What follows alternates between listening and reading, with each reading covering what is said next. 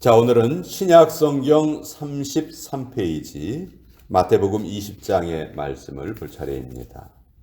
마태복음 20장 1절에서 16절까지의 말씀입니다.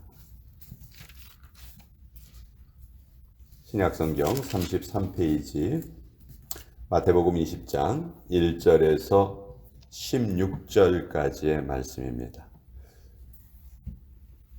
자, 찾으셨으면 우리 1절부터 16절까지 같이 읽겠습니다. 시작.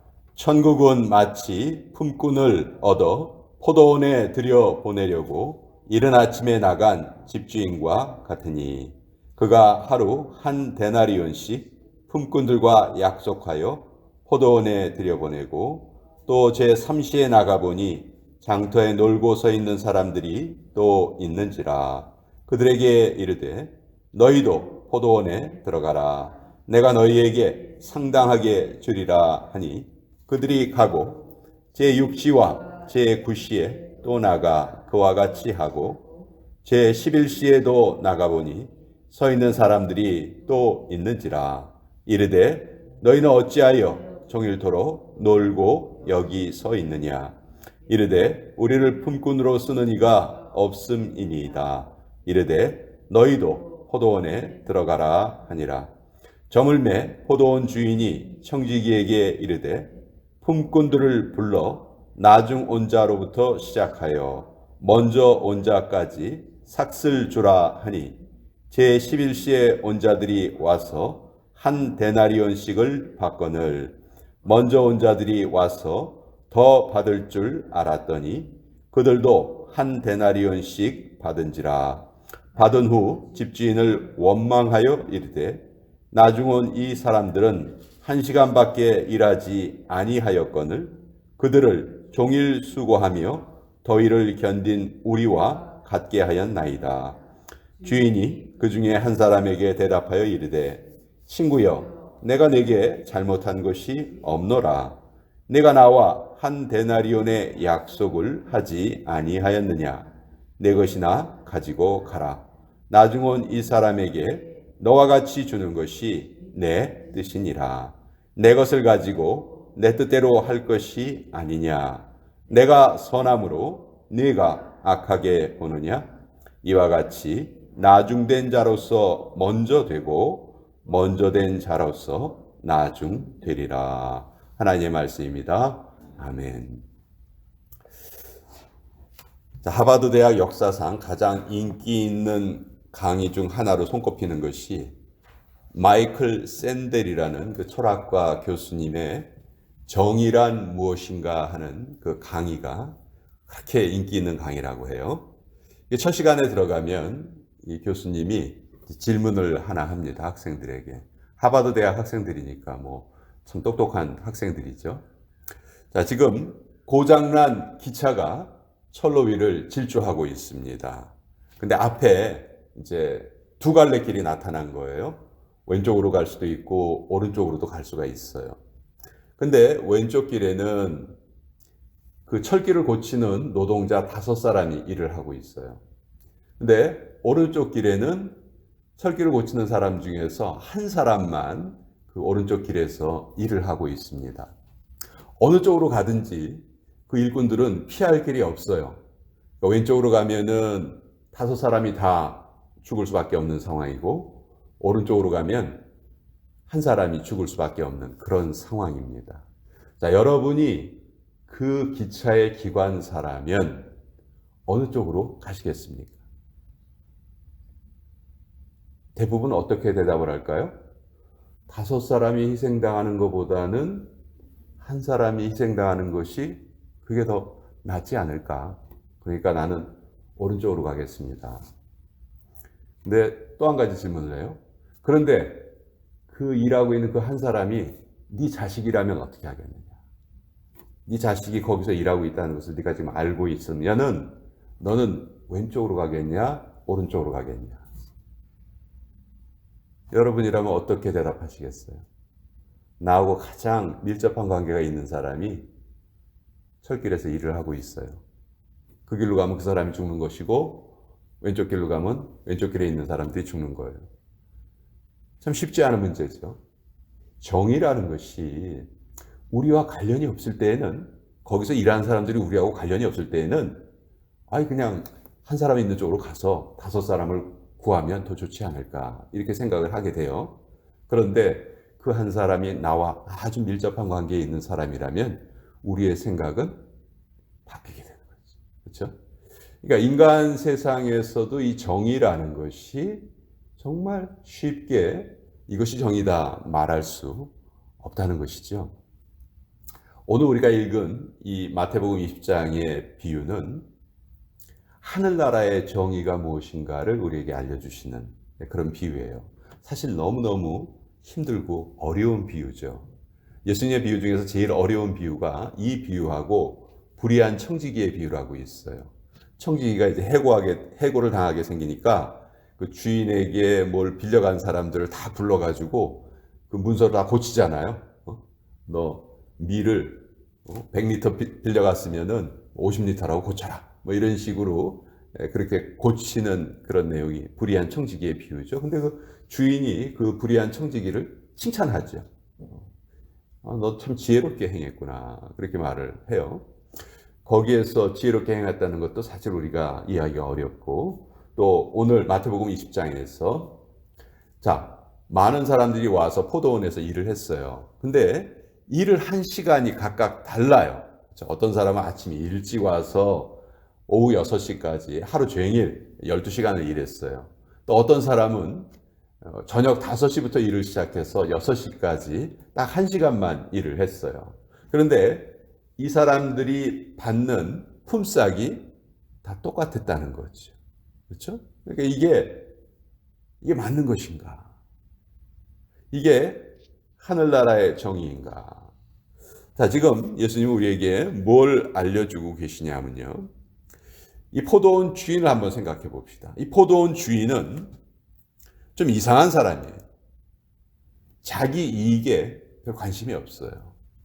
포도원 주인이 자기 이익에 관심이 있었다면 품삯을 어떻게 지불을 했을까요? 많이 일한 사람에게는 많이 주고 일을 적게 한 사람한테는 적게 줬겠죠. 그것이 자기에게 이익이 되니까. 근데 이 포도원 주인은 자기의 이익에는 전혀 관심이 없고, 우리가 보기에 그냥 어려운 사람들을 도와주는 것이 삶의 목표인 것처럼 살아가요. 아침에 나가서 사람들 데려오고, 또 조금 있다 또 나가서 또 데려오고, 맨 마지막에는 정말 아무도 자기를 선택해 주지 않아서 그날 밥벌이를 못하는 사람들까지도 데려옵니다. 자, 이 오후 5시까지 일을 못하고 남아있는 사람들은요, 집에 들어가기가 너무너무 힘들어요. 왜냐하면 집에서는 자기를 기다리고 있는 가족들이 있습니다. 왜냐하면 자기가 일을 해서 돈을 벌어야 그 가족들이 그날 하루를 먹을 수 있는 거예요. 그런 참 어떻게 보면 서민들의 아주 그 팍팍한 삶을 살아가는 그런 사람들이죠. 그런데 우리 세상 사람들은 정의가 무엇이냐 이렇게 물어봤을 때 정당한 몫을 받는 것이 정의로운 것이다 이렇게 생각해요. 근데 이 포도원 주인이 생각하는 정의는 뭐냐면 얼만큼 일했는가에 따라서 품삯을 받는 것이 정의가 아니고 얼만큼 필요하냐에 따라서 품삯을 받는 것이 정의라고 생각하는 거예요. 12시간 일을 한 사람이나 1시간 일을 한 사람이나 집에 가족들이 기다리고 있습니다. 이 사람들을 부양을 해야 돼요. 근데 그 가족들을 부양하기 위해서는 아침 일찍 일한 사람이나 늦게 일을 시작한 사람이나 다 똑같은 돈이 든다는 것이죠. 이것이 이 포도원 주인이 생각하는 정의였던 거예요.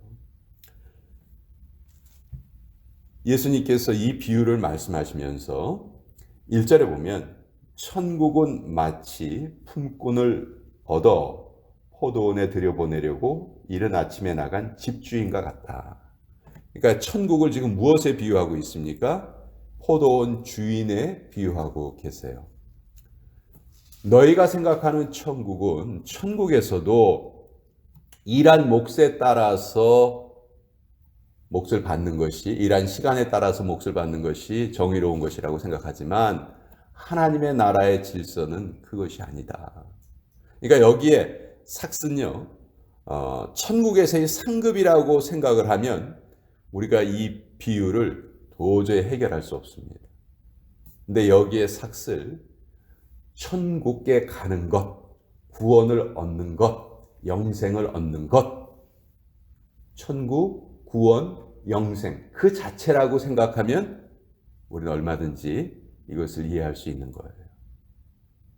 어떤 분들은 태어날 때부터 교회에서 생활하신 분들 계세요.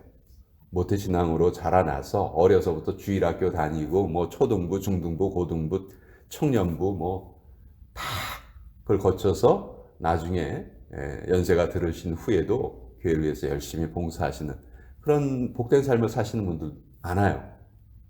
반면에 아주 늦지막히 예수님을 알아서 예수님의 구원을 얻는 분들도 계십니다. 그렇죠? 다 우리가 신앙을 갖게 되는 그 연한이 다 개인마다 차이가 있거든요. 그러면 하나님이 생각하실 때, 야, 너는 신앙생활 한 5년만 했으니까, 저기 이 사람 50년 했고, 넌 5년 했으니까, 넌 천국에서 즐기는데, 요 사람이 즐기는 거 10분의 1만 즐겨. 이렇게 말씀하시는 분이 아니시라는 거죠. 예수님을 통한 구원은 신앙생활을 오래 했건 적게 했건 동일하게 하나님의 은혜로 주어진다는 것이에요. 그래서 예수님은 이 비유를 끝마치시면서 이런 말씀을 덧붙이시죠. 16절에 보면 이와 같이 나중된 자로서 먼저 되고 먼저 된 자로서 나중되리라. 자, 사람이 행한 일의 평가는요, 절대적으로 하나님의 주권이십니다. 충성하고 봉사하는 것은 우리가 하지만 평가는 우리가 하는 것이 아니에요. 평가는 하나님이 하시는 거예요. 우리가 우리 스스로의 봉사나 충성을 평가하게 되면요, 자기 공로에 빠지게 됩니다. 자기 의에 빠지게 돼요. 내가 이렇게 열심히 일했는데 왜 나를 안 알아주는 거야? 왜 나한테 고맙다는 소리 안 하는 거야? 이런 생각을 나도 모르게 하게 돼요. 우리가 우리 자신을 스스로 평가하려 하면 그렇게 된다는 말이죠. 그래서 우리는 신앙생활을 하면서 우리 신앙생활의 모든 애씀과 수고의 평가는 오로지 하나님께 다 맡겨드린다. 왜? 하나님만이 가장 정확하게 판단하실 수 있으시니까. 우리 인간의 판단은 참 불합리할 때가 많습니다. 못 믿을 때가 많아요. 아까 처음에 제가 말씀드린 것처럼, 자, 이쪽 철길에 한 사람만 일하고 있는데 그 한 사람이 내 자식이라면 아마 기관사가 왼쪽으로 기차를 틀어가지고 5명을 죽이게 만들 수도 있을 거예요. 우리 인간의 생각은 그때그때 상황에 따라서 얼마나 달라지는지 몰라요. 그렇지만 그 상황에서도 가장 옳은 판단을 하실 수 있는 분은 하나님이시죠. 그렇죠? 그래서 우리가 그 하나님을 믿고 의지하면서 믿음 생활을 할 수 있다는 거예요. 우리는 죽어서 천국 가기를 원하지만 이 땅에서 천국을 사는 것에 사실 별 관심이 없는 것처럼 보이기도 합니다. 이 땅에서 천국을 산다는 것은 하나님 나라의 가치관으로 산다는 거예요. 오늘 이 비유의 말씀을 우리의 삶에 한번 적용을 해 보십시다. 그러면 우리는 정말 다른 생각으로 이 세상을 살아갈 수 있을 것 같아요. 너 일 몇 시간 했어? 10시간 했으니까 10불 가져가고. 너 일 몇 시간 했어? 1시간 했으니까 1불 가져가고. 이게 우리의 삶의 기준이 아니고, 당신이 10시간 일을 했으나, 당신이 1시간 일을 했으나, 당신을 믿고 기다리는 사람들이 있군요. 그 사람들을 위한 필요는 당신에게 10시간 한 사람에게도 10불이 필요하고 1시간 한 사람에게도 10불이 필요하다는 그런 생각으로 우리가 좀 살아갔으면 좋겠어요. 왜냐하면 이때 오후 5시까지 일을 하지 않고 있었던 사람들은 일을 하기 싫어서가 아니죠. 자기를 선택해 주는 사람이 없었기 때문에 일을 못한 거예요. 그렇죠? 그러니까 이 사람들의 잘못이라고 결코 말할 수 없는 것이죠. 그래서 우리 이익을 위해서만 일하던 사람이 이제 하나님 나라의 기준을 알게 되면 이제 삶이 바뀌는 것이죠. 이웃을 위해서 일하기 시작하고, 높아지기 원하던 사람이 하나님 나라의 질서를 알게 되면 낮아질 줄을 아는 것입니다. 이렇게 세상의 방식과 반대되는, 뒤집어서 살 수 있는 그런 이유와 용기를 가진 사람들, 그런 사람들은 성경을 그런 사람들에게 성경은 말씀하시기를 복되도다 말씀하시는 거예요. 우리가 너무 이 세상의 그 정의에 매몰돼서 살지 말고 하나님 나라의 정의를 다시 한번 생각해보고, 또 이 말씀이 참 어떤 경우에는 불합리하게 느껴질 수도 있지만 사실 하나님의 은혜는 불합리한 거예요. 하나님이 합리적으로만 은혜를 주셨다면 우리 중에 은혜 받을 사람은 한 사람도 없는 것이죠. 하나님이 불합리하게 은혜를 주셨기 때문에 우리가 다 은혜의 수혜자가 된 거예요. 그렇기 때문에 우리도 역시 이 세상을 바라보는 시각이 이 세상의 시각으로만 바라봐서는 안 된다 하는 것을 오늘 비유를 통해서 같이 한번 나누어 보았습니다.